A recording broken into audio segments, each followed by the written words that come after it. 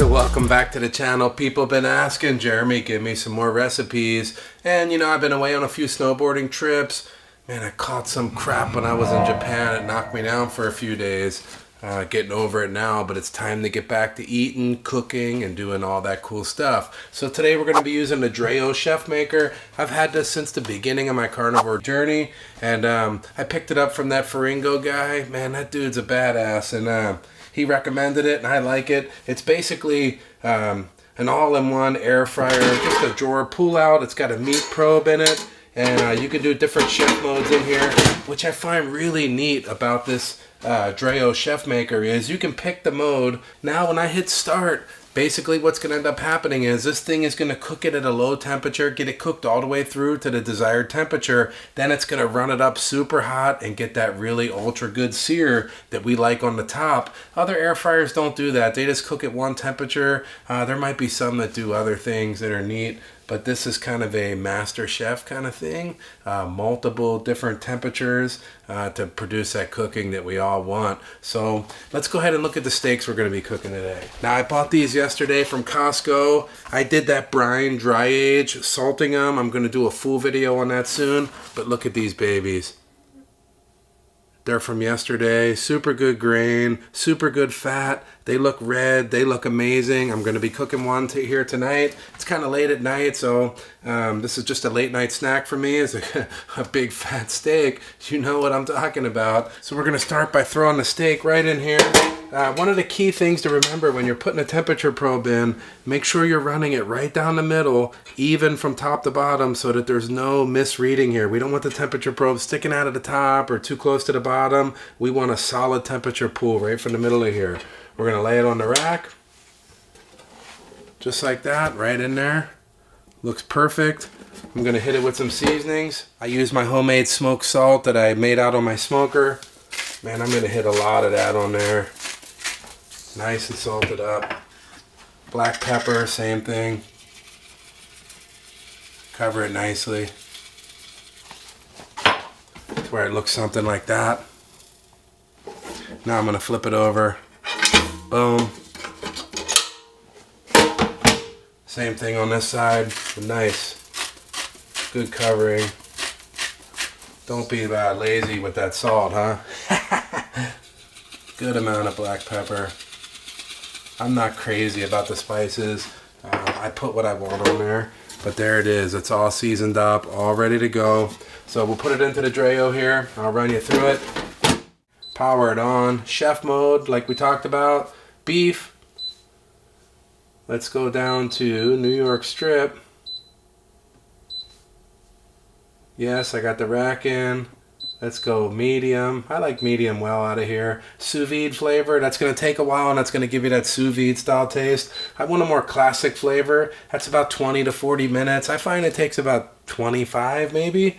And that's pretty much it. We hit start. Boom, and it's going. And short of water tank. That's another neat thing about this one. It has a water tank, and it kind of injects like water or steam in there to kind of keep it juicy. And I don't know how good that works, but I'll tell you what, they're always juicy. But you got to pick that good fatty steak, and I can't imagine that it hurts. So right now it's achieving doneness. That's where it's doing that lower temperature cook. It's just bringing the whole steak up to the right medium well temperature, and then it's going to sear it off nice for us. So we'll come back and check it in a little while. Just going to leave it. That's the beauty with this thing. I can go relax now. 15-20 minutes. It hasn't figured out the time yet, but I know it's about 20 minutes. It alerts me on my phone when it's ready, and man, you get a pretty awesome steak considering that there's no effort whatsoever put into it. So let's come back in a little while and take a peek once it's had some time to cook. So it's been about 15 minutes and it's in the browning mode now. So it's got 6 minutes left, and that means that the element now is on full broil mode, so it's going to be doing a browning, a searing. And I've kind of realized after using it a while that that element comes from it comes from the top down. And if you allow it to do the full browning on one side, it'll be really nicely seared, but the bottom won't be seared at all. So at about the midway point, I like to flip it over and get an even sear on both sides. Let's pull it out and see what it looks like.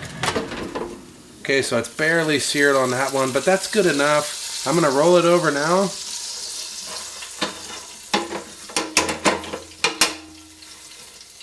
And I'm going to put it back in, and we're going to get a really nice sear on that other side.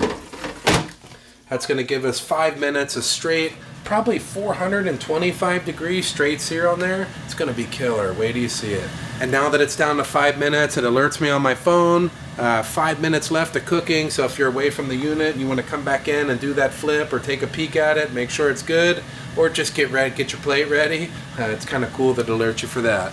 Alright, so let's come back in about 5 minutes. Let's take a good peek at this steak, and I'll tell you what, it better be good, man. It better be good. So the smell of seared meat is in the house. I'll tell you what, this carnivore is hungry. It's time to see what's going on. I know it's going to be amazing. I can hear it sizzling. Oh, and there it is, the perfect sear again. Look at that. Every single time. It's so consistent. It's so good. Let's go ahead and throw it on the plate and see what we got. I don't want to burn myself here trying to be a joker or anything, but I'll tell you what, that looks absolutely damn amazing. And for the people that aren't into the fat out there, I want you to watch this, because this is what I do every single time.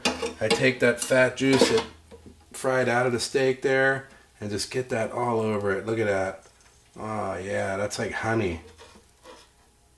Put that on there, and we're gonna let that rest. But let's take a quick peek at this. Man, that looks really good. Look at that. Now, always let your meat rest about 5 minutes, I would say. Otherwise, we'll cut it open and everything will pour out, and that's not good. So we'll give it a minute. We don't want it to get cold, but we want it to rest nicely and retain all of its moisture. All right, so it's been a few minutes. It's time to cut into this and see what we got. And there it is. Medium well, perfectly. Look at that. Nice and red in the middle, nice sear all the way around on all sides. That's a beautiful steak right there. That's just how I like it. Let's give it a taste. Man, look at that. God damn, that looks good. You know what? And just for the hell of it, a little bit more smoked salt. Man, this smoked salt, such a game changer for sure. I want to get a nice big chunk of that.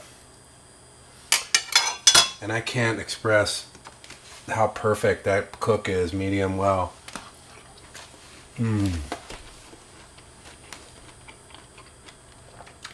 Really good taste. That fat content, especially for just choice, this wasn't prime. This was choice select. Tastes smoked, it tastes seared. I mean, I could just sit here and just gulp this whole thing down. But you get the idea, man. This is so satiating, so good for you.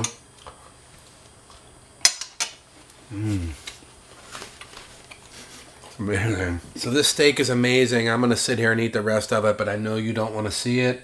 But just right off the bat, the top things to take away from this: you don't need a complicated cook process to get some amazing steaks. A good air fryer, a good choice quality cut. I like to get mine from Costco. I'm going to do a little bit on that here in the future, but this was just a choice select cut. It wasn't nothing insane, but I like them nice and thick. But they got to have that good marbling. If they don't have the marbling, I'm going to move my way up the prime, and I'm going to pay the money for it. But if the choice ones have good, marbling, I'm going to go with those because they're going to sear off good. I'm going to season it good with my smoked salt and my pepper. It's going to come out amazing, and very nutritious, super healthy. You get everything you need from these steaks. And more than a carnivore thing, I hate even calling it that. I just don't want sugar. Sugar's terrible for you. People that say that they need sugar, they're addicted to it. I get it. I want the donut. I want it all too. But now I don't anymore. I'm happy eating this, and I feel way better because of it.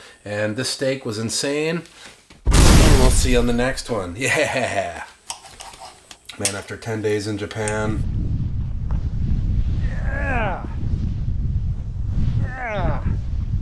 Just nibbling on little tiny pieces of meat. I come home and I eat this big thing. I'm telling you, man. I feel like my body's like, yes, finally. God damn. No, I don't have to eat every damn piece of fat on here. I'm not one of those weirdos just chonking down everything. I try to consume as much as I can now. I don't want to waste anything. Every time I eat, I can just feel my veins And everything just pumping up. You don't get that from donuts, man. It's that simple. Alright, get out of here, man. Go make your own steak. See you on the next one.